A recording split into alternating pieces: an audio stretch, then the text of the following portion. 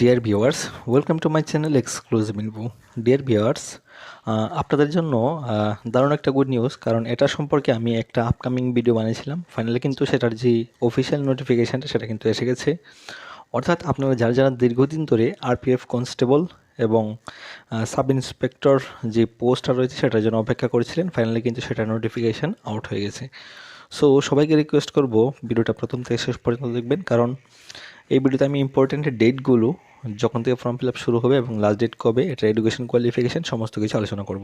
তো সবাইকে রিকোয়েস্ট করব, আর যারা আমার চ্যানেল নতুন আছেন অবশ্যই চ্যানেলটা সাবস্ক্রাইব করবেন এবং অবশ্যই বেল আইকনটা প্রেস করে সাথে থাকবেন। তাহলে চলুন শুরু করা যাক আজকের ভিডিওটা।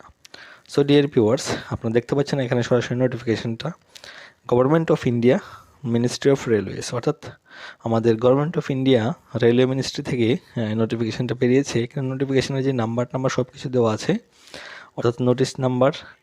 সো এটা ফাইনালি কিন্তু অফিসিয়াল নোটিফিকেশান থেকে আমরা ডাউনলোড করেছি এবং আপনাদের সামনে উপস্থাপন করছি। তো দেখুন, এটার যে নোটিফিকেশান সেটা হলো সাব ইন্সপেক্টর এবং কনস্টেবল।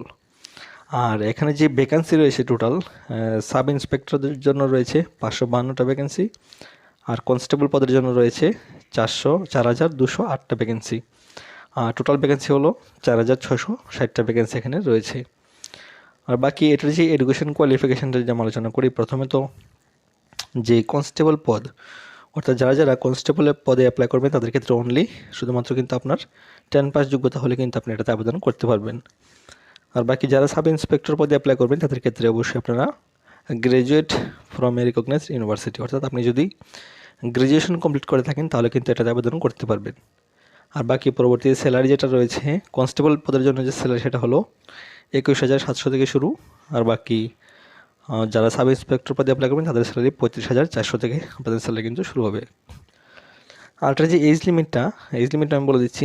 যারা যারা কনস্টেবল পদে অ্যাপ্লাই করবেন তাদের ক্ষেত্রে এজ লিমিটটা কিন্তু 18 থেকে 28 বছর এখানে রয়েছে। আর বাকি সাব ইন্সপেক্টর পদের জন্য যে এজ লিমিট সেটা হলো 20 থেকে 28 বছর কিন্তু আপনাদের এজ লিমিটটা হতে হবে।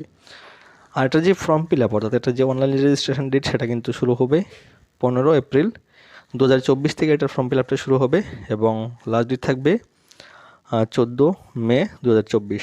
তো অবশ্যই আপনাদের জন্য অনেকটাই সময় রয়েছে। তো তারপরে সবাইকে আমি রিকোয়েস্ট করবো যারা ফর্ম ফিল আপ করবেন প্রথম দিকে আপনারা চেষ্টা করবেন ফর্ম ফিল আপটা করার জন্য, কারণ না হলে কিন্তু লাস্টের দিকে সার্ভারটা অনেকই ডাউন থাকে। অর্থাৎ বর্তমানে যেরকম দেখছেন আপনারা ডিএসএসবির মধ্যে যারা এমটিএস অ্যাপ্লাই করছেন ফর্ম ফিল আপটা কিন্তু অনেক সমস্যা হচ্ছে। সারাদিনে মোটামুটি 1 থেকে 2টা ফর্ম ফিল আপ করা যায়। সো অবশ্যই আপনারা সেটা লক্ষ্য রাখবেন।